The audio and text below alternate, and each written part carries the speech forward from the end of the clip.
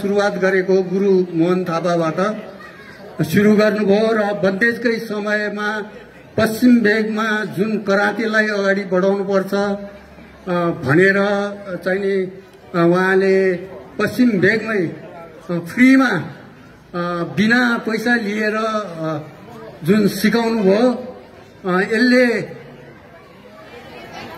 यसले गर्दाखेरि अब अहिले खुल्ला भएपछि धेरै करातेहरू अरू मार्शल आर्टहरू आए र उहाँले यदि त्यो पश्चिम भेगमा करातेको चाहिँ नि सुरुवात नगर्नु भएको भए अहिले पश्चिम भेग अलिकति करातेमा अथवा मार्शल आर्टमा खेलाडीहरू कम हुनुहुन्थ्यो होला।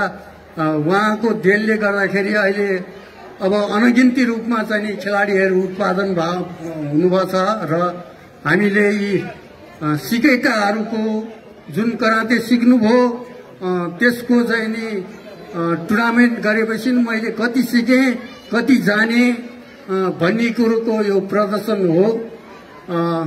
त्यही कारणले हामीले यो प्रयास गरेका छौँ। यो प्रयास निरन्तर हुनेछ र यहाँ उपस्थित प्रशिक्षक ज्यू प्रमुख अतिथि खेलाडी लगायत सम्पूर्णलाई स्वागत गर्दै हाम्रो यो आयोजक जुन वीरकृष्ण र हाम्रो संघरत्नले जुन यो प्रयास गर्नुभएको छ यो गुरुको सम्मान गर्नुभएको छ यो सम्मानले उहाँहरूको पनि शिर उच्च र हामी सबैको खेलाडीहरूको शिर उच्च भएको छ।